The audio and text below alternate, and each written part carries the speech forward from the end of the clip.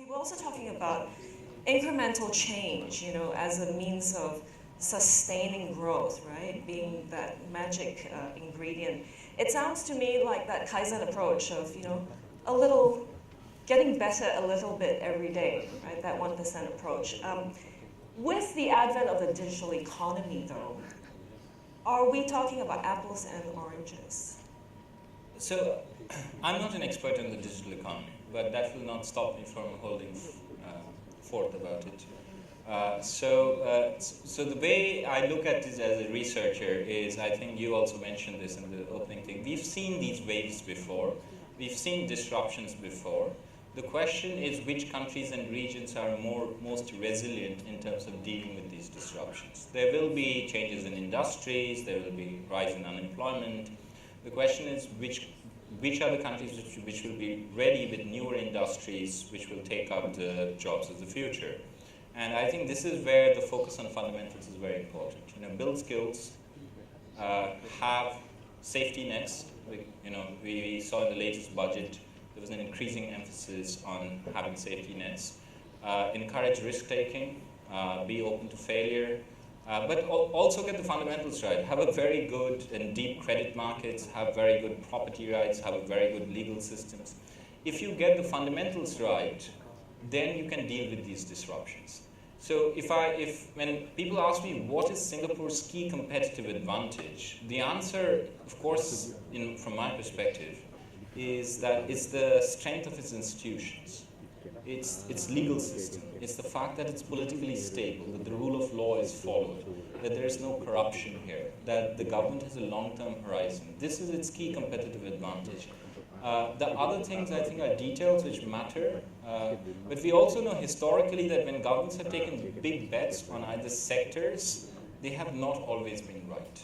Now, this might be different for Singapore, but as an economist, I've seen many examples of various countries which have decided that we are going to go into a particular sector. That's where the next disruption, innovation, revolution is going to be, and it's very hard to forecast what these sectors are. So where would you rank innovation then as one of the drivers of economic growth? So as I said, for the advanced economies, it is the only driver of economic growth. There are two ways in which you can grow. Okay, one is demographics, which is population, and the other one is from the same population you get more output. Okay, or what I was saying, that from the same hours of work you get more output. So GDP essentially is either you have more people who are producing more output, or the same people are producing more output per worker. Now, it's the second part, which is the sustained basis of growth, because you cannot move population very often. You can try that through immigration policies, but this leads to political issues down the road, and we've seen this in some countries in this region. We see this massively in Europe, and this leads to lots of political problems. So the core focus still has to be innovation. So let's dive into that point about innovation. There are quite a few questions coming in about this. The impact of innovation on the economy seems to be only incremental at about 1.85%, you suggested, despite massive technological changes. So the question is, why is that? So this is a perennial question. So there was a very famous paper in the 1990s when the IT revolution was going on, which said that we can see the effect of the internet revolution everywhere except in the productivity numbers. Okay, so there seems to be this upper bound of about 2%. Firstly, 2% is nothing to sniff at. If you are growing, what would you rather have, 2% at $50,000 or 8% at $1,500? I would take the 2% at $50,000.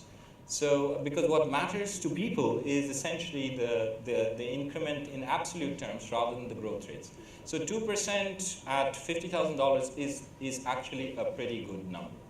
The question is, can this be sustained? And why is there an upper bound? That is a much harder question. We see perennial these mini industrial revolutions. People get very excited about it. Okay, sometimes they overinvest, it leads to bubbles, etc.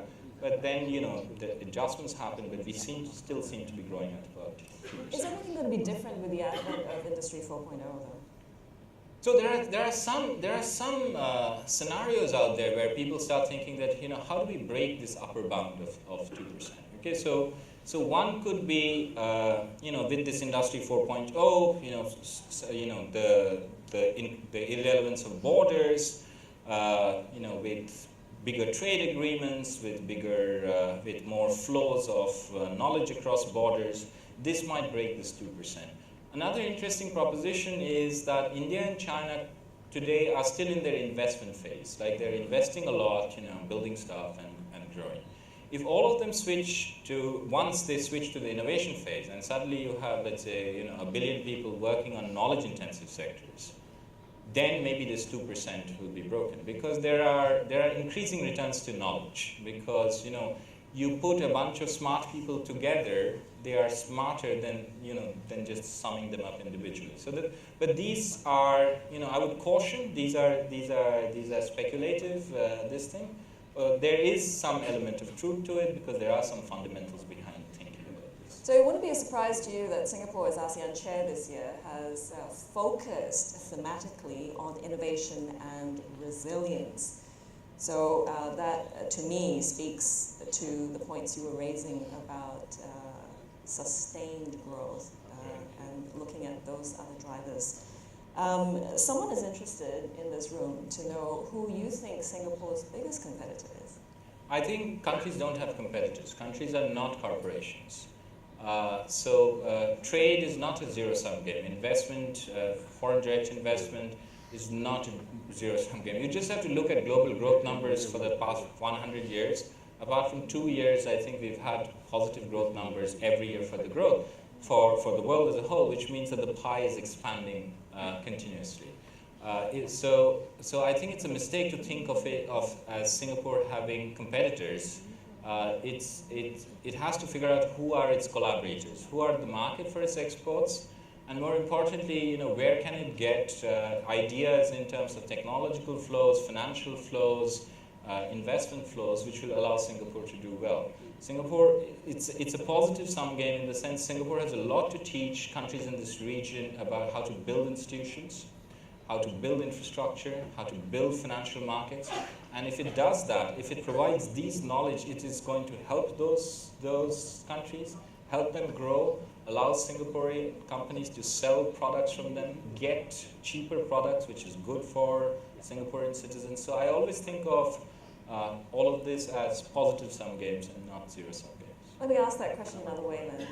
For the purposes of the ASEAN economic community, what are the sectors within ASEAN where you see the greatest amount of work that needs to be done in the shortest period of time? The sector or? Sectors or countries, ASEAN countries. Oh, I think given their focus. Yeah, so they have different preferences and different kinds of focus. So ASEAN has essentially been a very, very effective trading arrangement. Now, how do trading arrangements benefit countries? The way you read in newspapers, it's essentially about exports. That you get markets, you open Straits Times, they're all talking about the size of the market and companies being able to sell in other countries' markets. If you go to the research and try to figure out how trading arrangements benefit countries, it's not through exports, it's through imports. The reason why, especially for a country like, let's say, Cambodia or Vietnam, the way these countries actually grow fast is that they export goods and technology is embedded in these goods. And they use this to organize their production processes, to learn new technologies, and that's how they sustain their growth rates. Prof, hasn't that been the case for countries like the Philippines and Malaysia, for instance? Yes, but also we have to realize that trade is not such a fundamental driver of economic growth. The fundamental drivers tend to be institutions. If you get those fundamentals right, then trade is like the cherry on the cake. Going forward, I think ASEAN will benefit a lot more with much closer ties. If you ask economists, that either you go towards more like the European model, where you have free flow of goods and services and capital and people, that's when the benefits are actually the maximum. But of course, the cost are political. You have to convince your constituents that this sort of makes sense, which I think currently is not feasible. So it's this balancing act, it's this trade-off which all these ASEAN countries have to focus on. And we are seeing that unfold today in the European Union. There is another question here about how you might build an innovation ecosystem. Is it at the private or the public sector level? That's a very good and difficult question. So what we've seen, again, using the research, is that building the fundamentals is extremely important. So that's where I think the public sector has a very strong role in terms of education, in terms of skill, in terms of bankruptcy protection laws, in terms of social safety nets, in terms of facilitating forums like this where there's exchanges of information, exchanges of knowledge. Getting the fundamentals right, like having a great legal system, as I mentioned earlier. If you get the fundamentals right, hopefully the private sector will follow. So I think there is a role for the public sector. As an economist, I don't think that the public sector in almost every country have been terrible in terms of picking champions, either whether they are in terms of firms or whether they are in terms of sectors. If the public sector is involved in terms of trying to build these innovation clusters, what they should do, like what Singapore does, is they should target goals rather than targeting companies and sectors. And measure those goals, and if they're going to incentivize these companies to get those goals, make sure that the incentives do not generate any long-term strange behavior. Always the data scientist. Well, here's another question for you, Prof. Populations in Asian countries are a resource as well as a challenge. How do you see Asia or ASEAN leveraging this resource over the developed world? Over the developed world. So, as someone mentioned starting that for a long time, ASEAN, Asia, Southeast Asia, South Asia was essentially the factory of the world, but going forward it's essentially going to be the market of the world.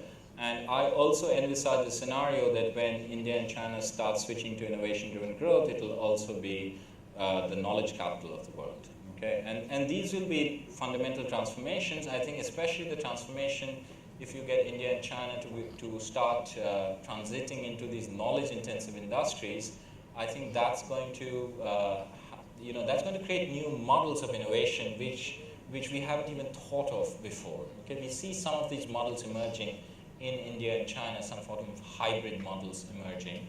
But I think that's where the potential and excitement is the greatest.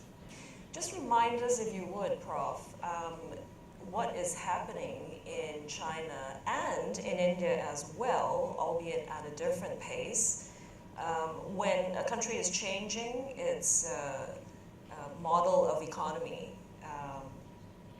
to the innovation mode. What impact does that have on the business environment? So it's going to have lots of impact in terms of different sectors, different companies, and you can already see that the investment-driven mode in China was essentially about massive investments, massive borrowings, massive acquisitions, and you can see that has been reversed in the last few months actually. Because this is not sustainable going forward.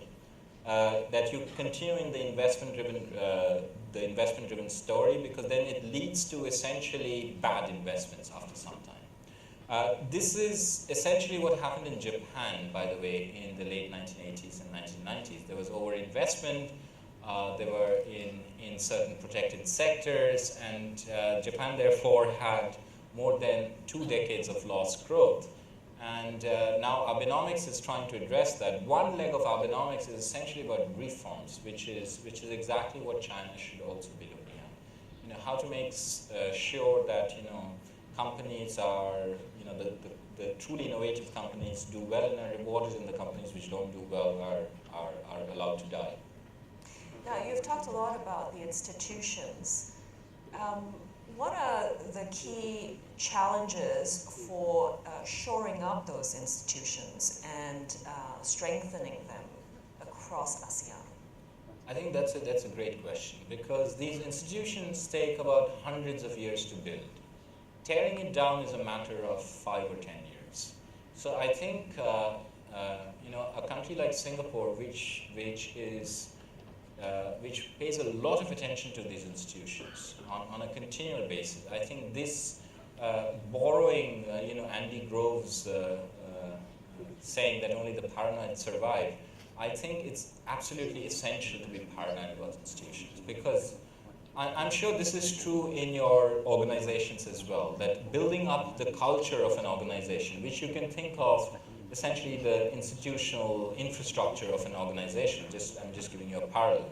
It takes 20, 30, 40 years to build this up. It takes about 5 years to get rid of, maybe even less. So therefore, these things which cannot be measured but which can be felt, I was trying to get some data on this. I think this has to be monitored on a continual basis.